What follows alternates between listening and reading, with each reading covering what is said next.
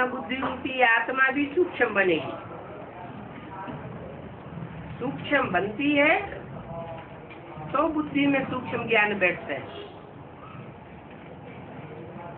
अपन को देह समझेंगे तो सूक्ष्म ज्ञान बुद्धि में बैठेगा नहीं। बिंदु बिंदु सूक्ष्म आत्माओं का वो सूक्ष्माति सूक्ष्म ज्योति बिंदु बाप है। वो इतना सूक्ष्म ज्ञान सुनाते हैं कि समझने वालों की बुद्धि में बैठ जाता है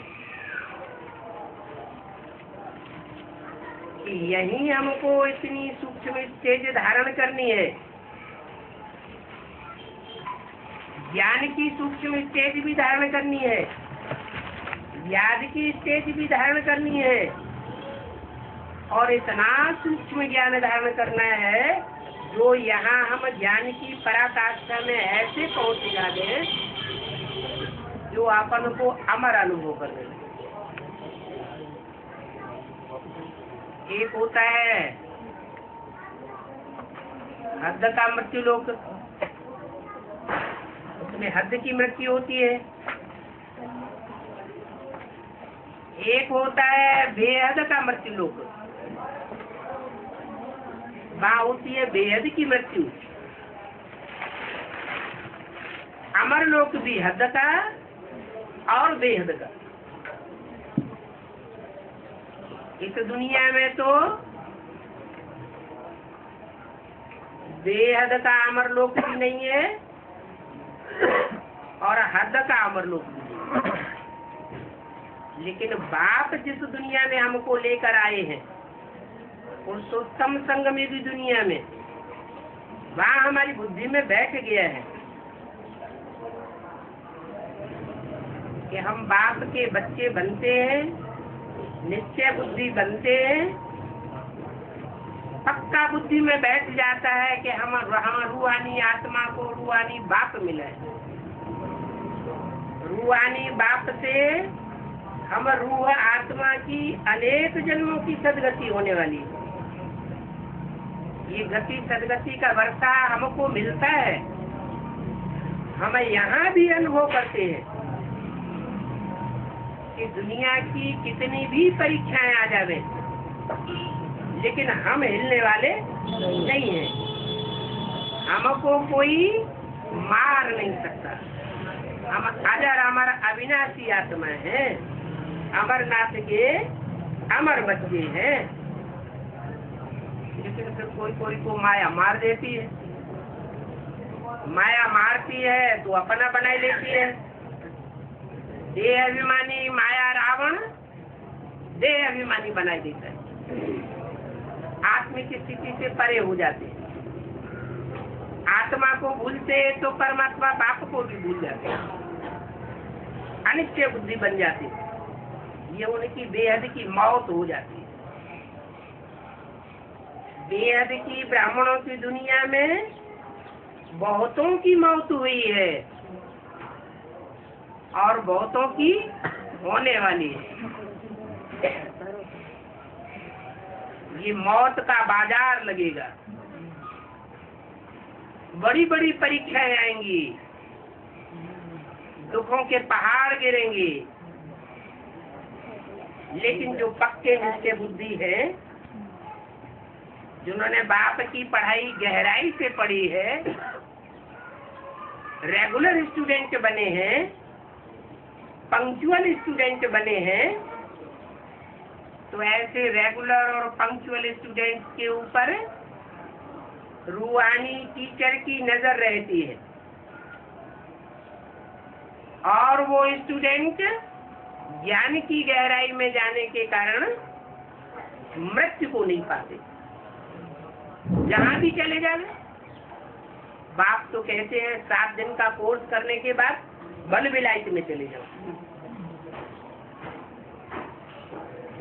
कोई जरूरी नहीं है कि बाबा से बार बार आकर के मिलना जरूरी है, नहीं। विलायत में जाकर के भी अगर सेवा करेंगे तो सेवा का मेवा खुशी मिलती रहेगी। आत्मिक स्थिति पक्की बनी रहेगी, क्योंकि रूहानी सेवा करने से रूहानी बाप जो रूहानी स्टेज में टिके हुए बच्चों को याद करते हैं। दुनिया बाप को याद करती है और बाप अपने रूहानी सर्विस करने वाले रूहानी बच्चों को याद करते हैं। तो ज्यादा ताकत किसको मिलेगी? जो ईश्वरीय सेवा में लगे हुए बच्चे हैं उनको जरूर ज्यादा ताकत मिलती है। उनको कोई माया रावण मार नहीं सकता। जो रूहानी सेवा में नहीं रहते हैं, सिर्फ अपने ही कल्याण में लगे हुए हैं, अथवा तो अपना कल्याण भी नहीं कर पाते, अलबेले हो जाते हैं, उनकी तो बात ही छोड़।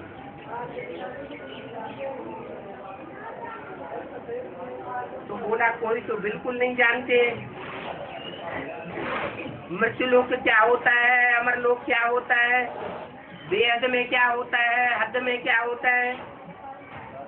पूछेंगे अमरपुरी कहाँ है, उनसे पूछा जाए अमरपुरी कहाँ है तो कह देंगे। अब ऊपर नीचे की तो बात ही नहीं। यहाँ जो अमर बाप के अमर बच्चे बने हैं, यही अमरपुरी की स्टेज में बैठे हुए, कायदे अनुसार नहीं पढ़े हैं, भले सामने बैठे हैं, परंतु उनको धारणा नहीं है कि हम क्या पढ़ रहे हैं। वो पढ़ाई उनकी बुद्धि में आती ही नहीं है।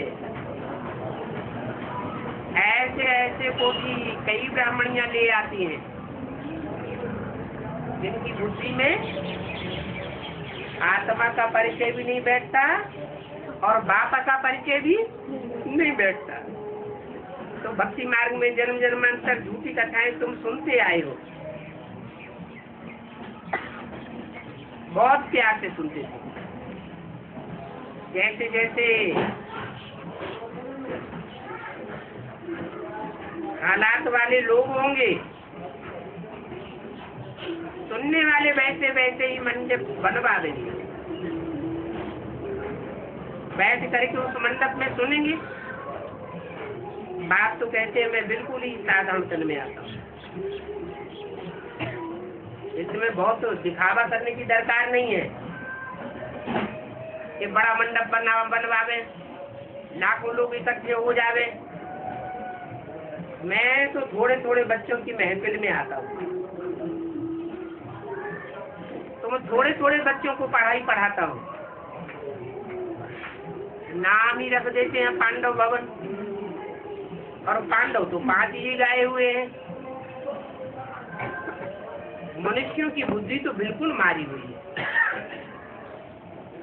जिनको आधा कल्प बुलाते हैं वही आकर के पढ़ाते हैं, ये कोई को मालूम ही नहीं पड़ता है। अभी तुम तो प्रैक्टिकल में पढ़ रहे हो।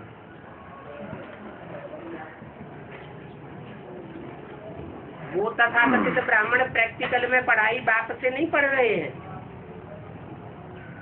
उनका कहना क्या है कि बाप ब्रह्मा के तन में आया था, पढ़ाई थी। किसको पढ़ाई थी? इन दीदी दादी दादाओं को पढ़ाई थी। इन्होंने प्रैक्टिकल पढ़ाई पढ़ी। दीदी दादी दादाएं भी नहीं जानते कि हमने किससे पढ़ाई पढ़ी। भगवान बाप से पढ़ाई पढ़ी अथवा माँ से पढ़ाई पढ़ी। माँ और बाप की पढ़ाई में बहुत अंतर है। माँ छोटे छोटे बच्चों को पढ़ाई पढ़ाती है। छोटे छोटे बच्चे अर्थात बेसमझ बच्चे, जिनकी बुद्धि में तुलसीदास के, कबीरदास के, रहीमदास के दोहे, कवित्व और कविताएं गहरे अर्थों में नहीं बैठती, वो उनको रट लेते हैं। बाबा ने मुरली में ऐसे कहा, बाबा ने मुरली में वैसे कहा, लेकिन जो कहा उसका गहराई में अर्थ क्या है? मुरली में बोला लक्ष्मी नारायण बुद्धू है, लक्ष्मी नारायण समझदार है, तो सुनावेंगे लेकिन अर्थ नहीं बता सकेंगे कि लक्ष्मी नारायण समझदार कैसे हैं और लक्ष्मी नारायण बुद्धू कैसे हैं। दो बातें विरोधी कैसे हो सकती है? तुम्हारी बुद्धि में तो बैठ गया।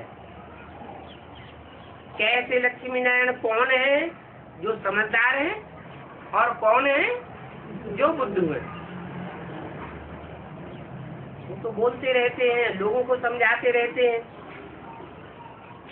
समझाया हुआ था पुरानी दुनिया का विनाश होने वाला है, नई दुनिया आने वाली है। 66 में मुरली में भी बाबा ने बोला था, चित्र भी छपाए गए, उन चित्रों में भी ये छाप दिया गया। 10 वर्ष में पुरानी दुनिया का विनाश, नई दुनिया की स्थापना किताबों में भी छाप दिया गया। लेकिन जिन्होंने छपाया, जिन्होंने समझाया, उनकी बुद्धि में खुद ही नहीं बैठा कि इतनी बड़ी दुनिया का विनाश 10 वर्ष में कैसे हो जाएगा। सारी दुनिया को संदेश ही नहीं मिलेगा तो विनाश कैसे हो सकता है? दुनिया की मनुष्य आत्माएं तो भगवान को डरौपा देंगी कि हमको संदेश भी नहीं मिला। जबकि मुरली में बोला था, बेहद का बाप बेहद के बच्चों से बेहद की बातें करते हैं। इस रुद्र ज्ञान यज्ञ से विनाश ज्वाला प्रज्वलित हुई। रुद्र ज्ञान यज्ञ कुंड से विनाश ज्वाला प्रज्वलित होगी तो बाहर की दुनिया वालों को पहले सेक लगेगा, बाहर की दुनिया वाले पहले स्वाहा होंगे, या ब्राह्मणों की दुनिया जो इस कुंड के आसपास बैठी हुई है वो स्वाहा होगी। पहले तो ब्राह्मणों की दुनिया की बात है। बाप बच्चों को पढ़ाई पढ़ाने आया हुआ है, बाहर वालों को पढ़ाई नहीं पढ़ा रहा है। तो अंदर की दुनिया की बात थी, ब्राह्मणों की दुनिया के संगठन की बात थी। पुरानी दुनिया के ब्राह्मणों का पुराना संगठन खलास होने वाला है, क्योंकि झूठ के पट्टे पर है, सच्चाई के पट्टे पर नहीं। सच्चाई बुद्धि में बैठ ही नहीं है कि नई दुनिया की स्थापना कैसे होनी है, पुरानी दुनिया का विनाश कैसे होना है। और तुम्हारी तो सूक्ष्म बुद्धि में बिंदु को याद करते करते ऐसी सूक्ष्म बुद्धि बन गई जो हर सूक्ष्म पॉइंट बुद्धि में बैठता जाता है। क्यों? तुम्हारी बुद्धि सूक्ष्म क्यों बनी? और तथाकथित ब्राह्मणों की इतनी सूक्ष्म बुद्धि क्यों नहीं बनी? बताया, एक है मुखवंशावली ब्राह्मण और एक है मुखवंशावली ब्राह्मण। जो मुखवंशावली ब्राह्मण होते हैं वो मुख की बात पर गौर करते हैं। परमपिता परमात्मा शिव ने ब्रह्मा के मुख से जो गीता ज्ञान सुनाया, उस मुख के सुने हुए गीता ज्ञान पर गौर किया, मंथन किया, मनन चिंतन मंथन किया।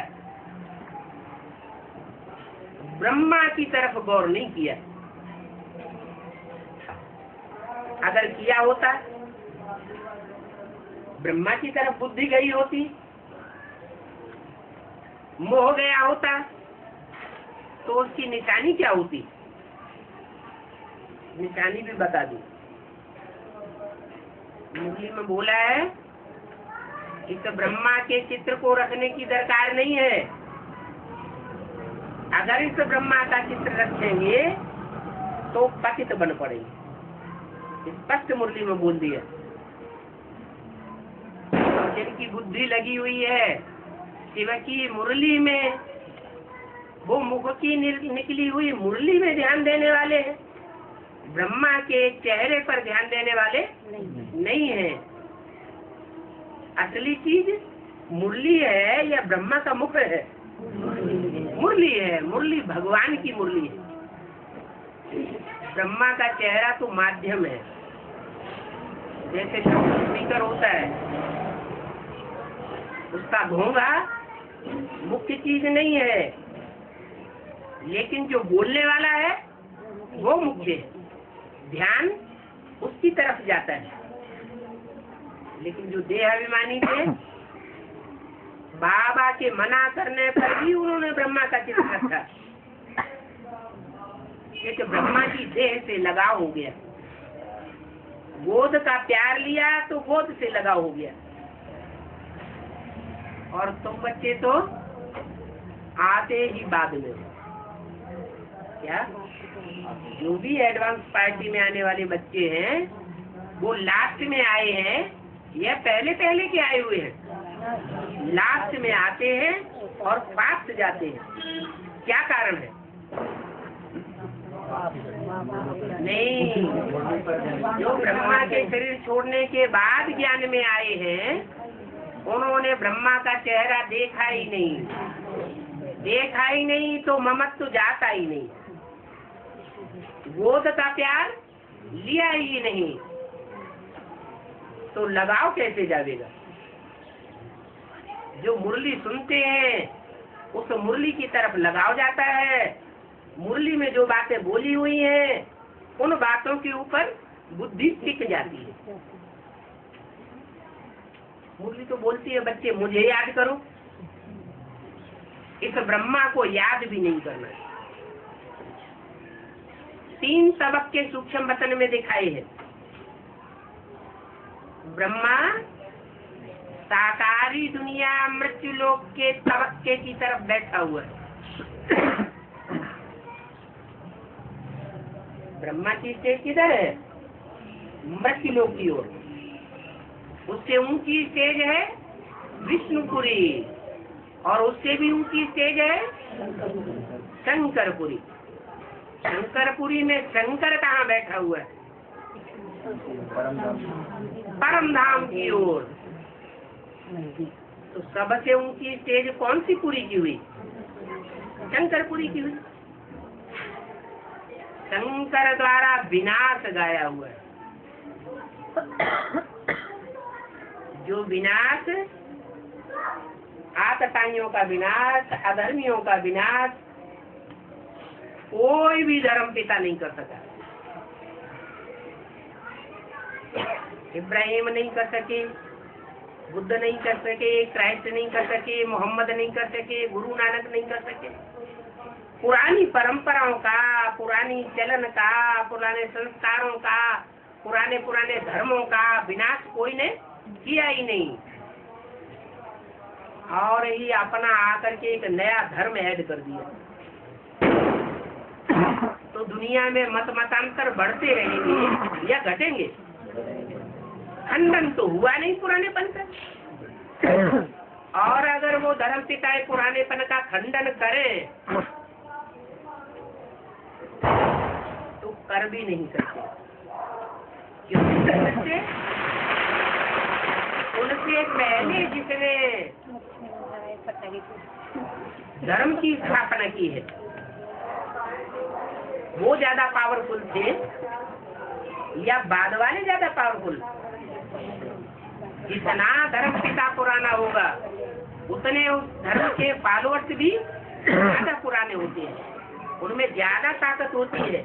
पुरानी आत्माएं ऑलराउंड पार्ट बजाने वाली होती है।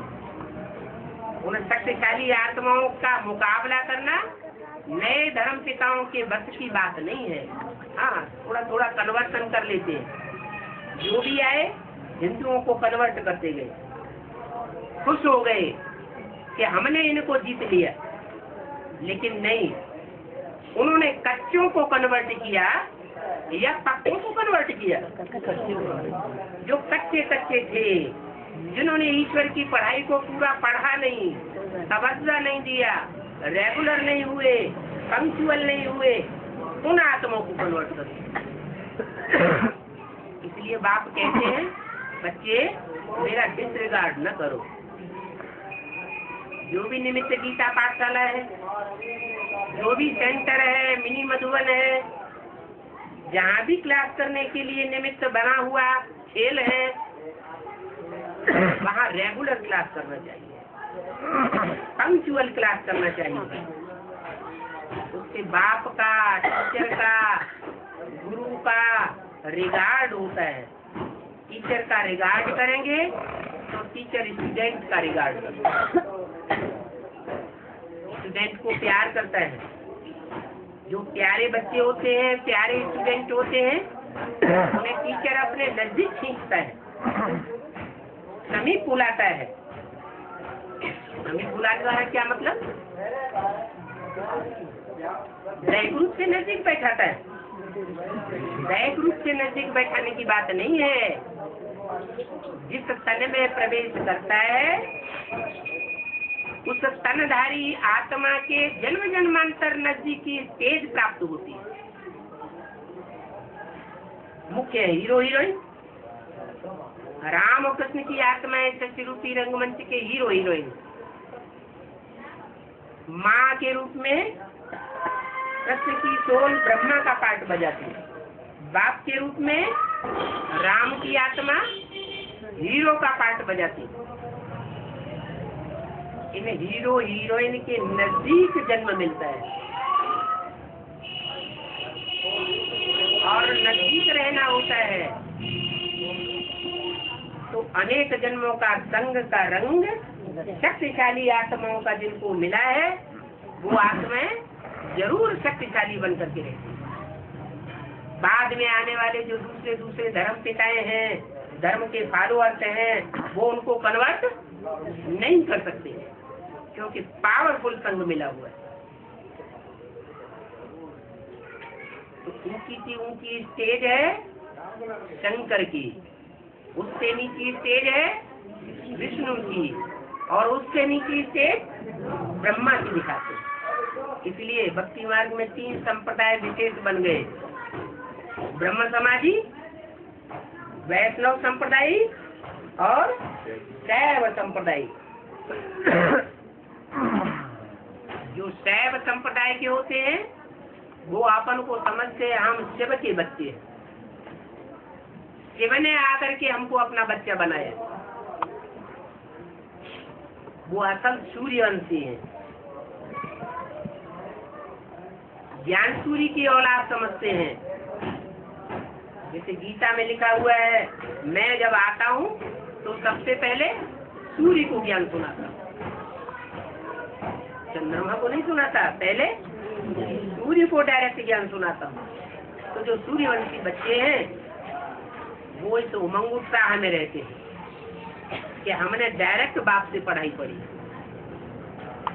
सन्मुख पढ़ाई पढ़ी है क्या। और जो है उन्होंने देहधारी धर्म गुरुओं से पढ़ाई पढ़ी है और हमने बाप से डायरेक्ट पढ़ाई पढ़ी। वो उमंग उत्साह उनको इसी जीवन में सारी सिद्धियां प्राप्त होती, पढ़ाई की प्रारब्ध भी इसी जन्म में प्राप्त होती है। हमारी पढ़ाई क्या है, उसका लक्ष्य क्या है? नर से नारायण बनना और नारी से लक्ष्मी बनना। ये नर से नारायण और नारी से लक्ष्मी बनने का लक्ष्य इसी जन्म में प्राप्त करना है या अगले जन्म में प्राप्त करना है? तो दुनिया की पढ़ाइयाँ भी होती हैं, डॉक्टर की पढ़ाई पढ़ेंगे, वकालत की पढ़ाई पढ़ेंगे, इंजीनियरिंग की पढ़ाई पढ़ेंगे। पढ़ाने वाला अगर ये कहे कि तुम यहाँ पढ़ाई पढ़ो, अगले जन्म में तुमको इंजीनियर बना देंगे, डॉक्टर बना देंगे, तो कोई पढ़ाई पढ़ेगा क्या? वो देहधारी धर्मगुरु लोग तो बुद्धू बनाते रहते हैं। क्या कहते हैं? यहाँ पुरुषार्थ करते रहो, नहीं कर पाओगे तो अगले जन्म में तुमको प्राप्ति हो जाएगी। अरे यहाँ तो बाप कहते हैं मैं तुम्हारी आत्मा और शरीर रूपी कपड़ा दोनों को यहीं साफ करके जाऊंगा। आत्मा भी पार जाएगी विषय सागर के और शरीर रूपी नैया भी इस विषय सागर के पार जाएगी। मैं खुद पार लेकर के जाऊंगा। साथ रहेंगे, साथ चलेंगे, साथ जिएंगे, साथ साथ जाएंगे। वो गुरु लोग तो यही छोड़ जाते हैं। गुरु का टाइटल तो ले लेते हैं लेकिन सदगति अपन ही नहीं कर पाते, तो अपने फॉलोअर्स की सदगति कहाँ से करेंगे? वो चाहे दुनिया की गुरु हो, चाहे ब्राह्मणों की दुनिया की गुरु। बाप कहते हैं मैं कोई प्रकार की अंधश्रद्धा नहीं सिखाता हूँ। क्या अंधश्रद्धा भक्ति मार्ग में सिखाई जाती है गुरुओं के द्वारा। मैं तो हर बात के हिज्जे हिज्जे करके समझाता हूँ। जो भी पढ़ाई पढ़नी है, यहाँ पढ़ाई पढ़नी है, उस पढ़ाई की प्रारब्ध भी यहाँ प्राप्त करनी है। लेकिन बात को गहराई तक समझना है। जो यहाँ जितने निश्चय बुद्धि बनेंगे वो बाप के यहाँ अमर बच्चे बनेंगे। बार बार मरते रहेंगे, बार बार अनिश्चय बुद्धि होते रहेंगे, तो क्या होगा? कौन सी लिस्ट में जाएंगे? अमरनाथ के बच्चे बनेंगे या ब्रह्मा के बच्चे बनेंगे? ब्रह्मा मृत्यु लोक में खलास हो जाता है। शंकर के लिए ऐसे नहीं कहते क्या कि शंकर मृत्यु लोक में खलास हो, विष्णु के लिए भी नहीं कहते। विष्णु और शंकर ये दो मूर्तियां ऐसी हैं जिनकी मंदिरों में पूजा होती है, जिनकी मूर्तियां बनती हैं, जिनके मंदिर बनाए जाते हैं। यादगार मंदिर अभी भी बने हुए हैं।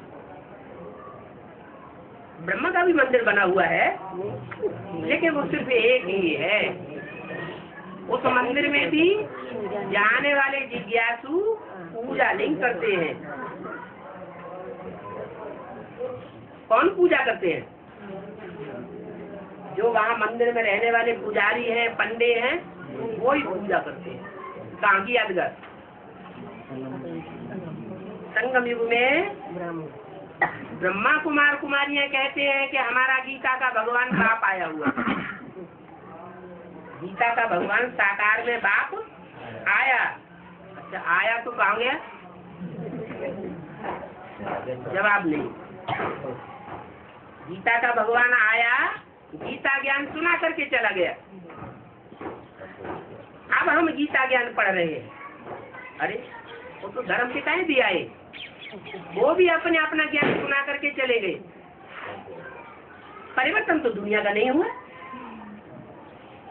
जब दुनिया का परिवर्तन ही नहीं हुआ तो फिर भगवान के आने में और धर्म पिताओं के आने में अंतर किस बात का हुआ? भगवान को दुनिया इतना याद क्यों करती है?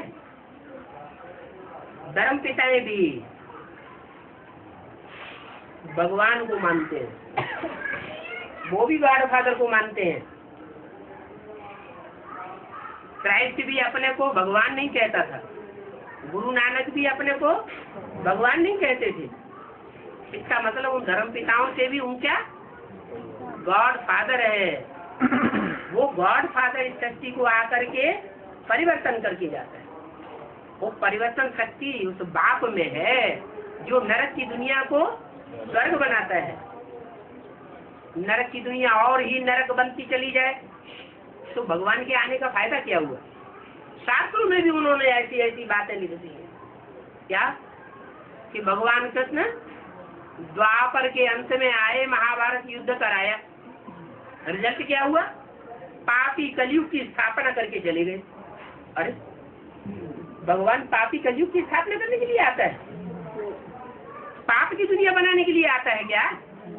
अरे भगवान तो गॉड फादर कहा जाता है। सत्यनारायण की आकर के कथा सुनाता है, सत्यनारायण की जीवन कहानी सुनाता है, नर से सत्यनारायण बनाने आता है। तो वो सत्ययुग की स्थापना करके जाएगा या कलयुग की स्थापना करके जाएगा? वो तो आता ही है सत्य बात, सत्य खंड की स्थापना करने और झूठ खंड का विनाश करने के लिए आता है। ये झूठ खंड का विनाश, झूठे धर्मों का विनाश, झूठे मत मतांतरों का विनाश, झूठे राज्यों का विनाश, ये और कोई मनुष्य मात्र के बस की बात नहीं है। क्योंकि जन्म जन्मांतर सब नीचे उतरते चले आए, सब काल के गाल में गिरते चले आए। इतनी बड़ी दुनिया में इतने इतने धर्म फैले हुए हैं, इतने इतने मत मतांतर फैले हुए हैं, इतने इतने बड़े बड़े राज्य राज्याधीश बैठे हुए हैं, इनका मुकाबला करना मनुष्य के बस की बात नहीं है। ये तो गॉड फादर है जो अति साधारण रूप में आता है, साधारण तन में आता है। बड़े बड़े राज्याधीश, बड़े बड़े धर्माधीश उसको पहचान ही नहीं पाते। वो अंदर ही अंदर अपना नेटवर्क बिछाता रहता है, किसी को पता ही नहीं चलता कि ऐसी हस्ती भी संसार में आ चुकी है जो हम सबका तख्ता उलट देगी।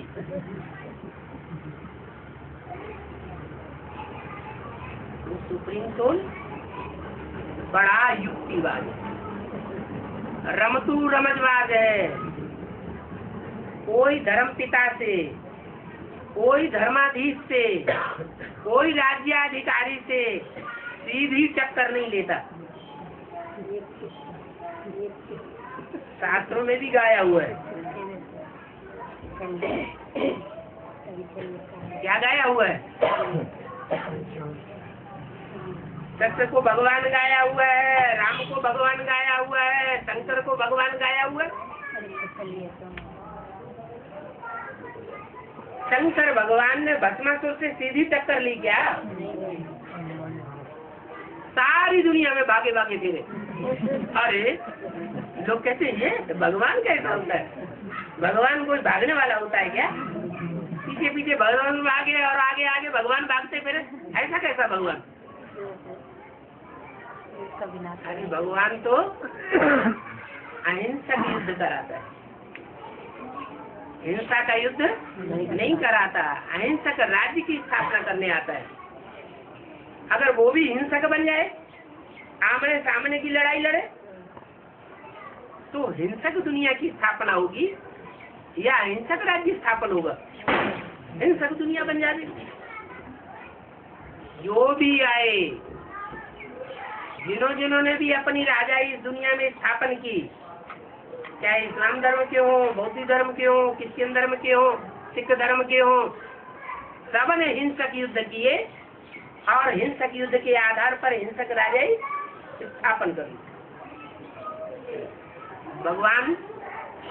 भगवान तो महात्माओं से भी ऊंचा होता है, धर्म पिताओं से भी ऊंचा होता है। जब महात्माएं और धर्म पिताओं ने कभी ये संदेश नहीं दिया कि हिंसा करो,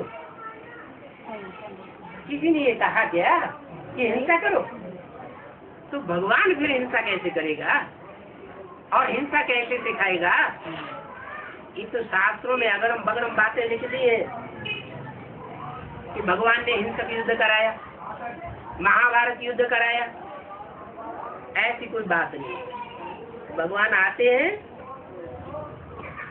तो ऐसा ज्ञान सुनाते हैं जिस ज्ञान को सुनने और सुनाने वाले दोनों अहिंसक दुनिया का राज्य करते हैं,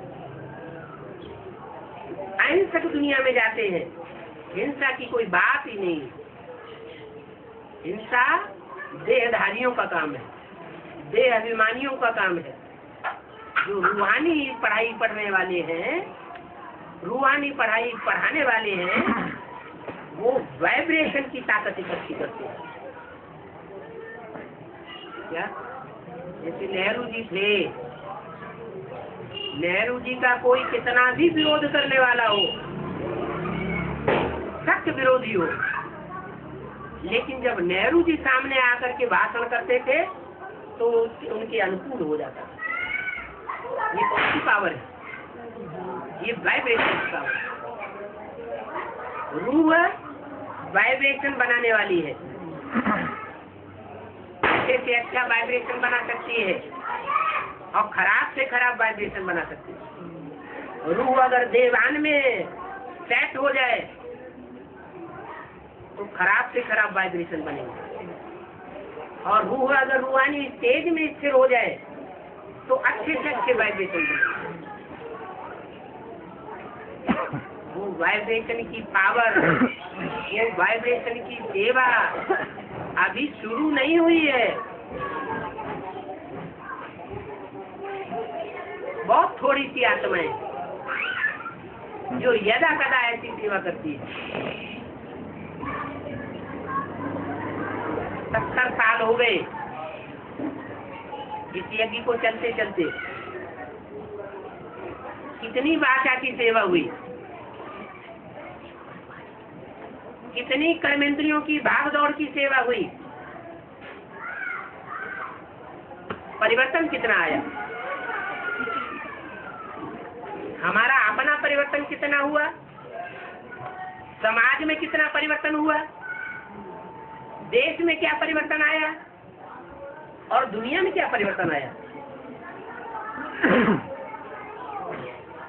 पंप एंड शो बढ़ा लिया वो एक अलग बात, लेकिन अंदरूनी परिवर्तन कुछ भी नहीं हुआ।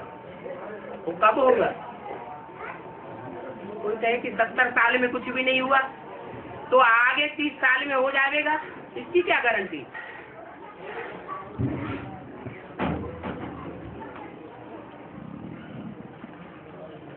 तो जवाब ये है कि जैसे पूरी कढ़ाई में डाली जाती है गरम गरम तेल में, जब तक पूरा पकती नहीं है तब तक नीचे रखी रहती है, और जब पक जाती है तो फूल के ऊपर आ जाती है।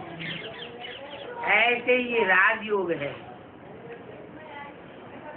गुप्त ज्ञान है और गुप्त याद है, ये अंदर अंदर पक रही है। पकते पकते पकते जब नंबरवार आत्माएं प्रत्यक्ष होंगी तो उनकी ताकत भी संसार में प्रत्यक्ष होने लगी। राजयोगी नंबरवार प्रत्यक्ष होने लगेंगे। 9 लाख सितारे सारी दुनिया में विनाश के टाइम पर ज्ञान की और योग की चमक मारेंगे। जैसे पारस पत्थर का गायन है, क्या गायन है? जो पारस पत्थर जहाँ भी लोहे को छू दिया जाए तो सोना बन जाता है। वो तो एक गायन बनाया हुआ है। वास्तव में बात बेहद की है। ये जो बेहद की पत्थर बुद्धि आत्माएं हैं, जब ऐसी संपन्न पारस बुद्धि आत्माओं के संसर्ग में संपर्क में आवेंगी,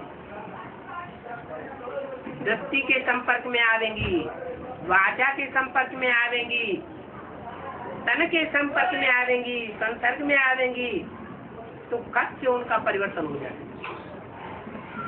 कितना भी कोई विरोधी क्यों न हो, संग के रंग में आने से उनको संग का रंग न लगे, ये हो नहीं सकता। ऐसा वाइब्रेशन परिवर्तन करने वाली आत्माएं संपन्न आत्माएं बन जाएंगी, लेकिन बनेगी नंबरवार को साथ। जिन्होंने जितनी ईश्वरीय ज्ञान की गहरी पढ़ाई पढ़ी होगी उनका उतना उतना परिवर्तन होगा, और वो परिवर्तन प्रत्यक्ष दिखाई देगा। ऐसे नहीं अंत तक गुप्त रहेगा, नहीं। टाइम है, क्या टाइम है? ब्रह्मा द्वारा ब्राह्मण धर्म की स्थापना और शंकर द्वारा मतांतरों का, पुराने संस्कारों का, भक्ति मार्ग के संस्कारों का खंडन, विनाश, और विष्णु द्वारा जो श्रेष्ठ ब्राह्मणत्व के संस्कार धारण किए गए हैं, जो ब्राह्मणत्व के संस्कार से कभी नीचे नहीं उतरते हैं, ऐसे ब्राह्मणों की पालना करो। ऐसे नहीं है कि ब्रह्मा के द्वारा जिन ब्राह्मणों ने पढ़ाई पढ़ी वो सब ब्राह्मण नीची कुरी के हैं। भक्ति मार्ग में कुरियां होती है ना ब्राह्मणों की, कोई ऊंची कुरी का ब्राह्मण, कोई नीची कुरी का ब्राह्मण। 9 ब्राह्मणों की कुरियां मानी जाती है, तो ये 9 धर्मों से कनेक्टेड हैं। जो 9 धर्म भगवान से कुछ न कुछ प्राप्ति करने की लिस्ट में आते हैं। उनमें जो सबसे ऊंचे से ऊंचा है सूर्यवंश, वो तो यज्ञ के आदि से ही अलग हो गया था, जिसके लिए मुरली में बोलते हैं राम फेल हो गया। कौन से एग्जाम में फेल हो गया? फाइनल एग्जाम में फेल हो गया या मासिक एग्जाम में फेल हो गया, त्रैमासिक में फेल हो गया? फाइनल एग्जाम तो अभी भी किसी का नहीं हुआ। फाइनल एग्जाम होगा और मालाएं प्रत्यक्ष हो जाएंगी। तो यज्ञ के आदि में जो राम फेल हो गया उसका कारण भी बताया। तो शुरुआत में इतना ज्ञान नहीं था तो चले गए, इसलिए जो चले गए यज्ञ के आदि में ही, उनके पीछे पीछे उनका हुजूम भी चला गया। वो सूर्यवंशी बच्चे गए, कोई न कोई कारण ऐसा बना कि यज्ञ कुंड से स्थापना के साथ साथ विनाश ज्वाला भी प्रज्वलित हुई। उस विनाश ज्वाला में निमित्त कौन बने? ब्रह्मा, बाप और ब्राह्मण बच्चे। ब्राह्मण बच्चों में सूर्यवंशी ग्रुप के बच्चे गए सूर्य के साथ, बाकी बचे चंद्रमा को फॉलो करने वाले चंद्रवंशी। चंद्रमा कौन है? ज्ञान चंद्रमा ब्रह्मा। और ज्ञान चंद्रमा ब्रह्मा वो तलखीली रोशनी देने वाला है या ठंडी रोशनी देने वाला है? चंद्रमा की रोशनी में कीड़े मकोड़े जैसी आत्माएं, काटने वाली आत्माएं भी पलती रहती है। सूर्य की रोशनी में तिल मिला के भस्म हो जाती है। तो ऐसे ही ब्रह्मा की गोद में चंद्रवंशियों के साथ साथ इस्लाम वंशी, बौद्धी वंशी, क्रिश्चियन वंशी, जो भी दूसरे और विदेशी धर्म की आत्माएं थी, सारी चुनी हुई आत्माएं थी यज्ञ के आदि में, वो सब ब्रह्मा की गोद में पलती है।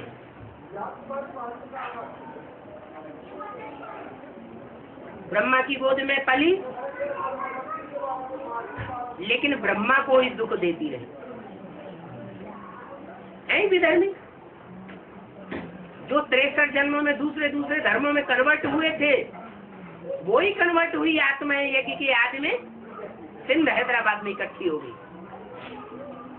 उनमें थोड़ी सी चंद्रवंशी और थोड़ी सी थी सूर्यवंशी। तो सूर्यवंशी तो यज्ञ के आदि से ही गई, चंद्रमा के साथ चंद्रवंशी और दूसरे वंश की आत्माएं पलने लगी। उन आत्माओं ने ब्रह्मा को मृत्यु पर्यंत तक दुख दिया, सुख नहीं दिया। यहाँ तक कि अंत में जैसे आज की दुनिया के बच्चे होते हैं, माँ बाप के जीते जी सारी संपत्ति अपनी मुट्ठी में कर लेते हैं और माँ बाप को दूध की मक्खी की तरह निकाल के अलग रख देते हैं। ऐसे ही यज्ञ के अंदर ऐसे बच्चे हुए जिन्होंने संस्था की सारी शक्ति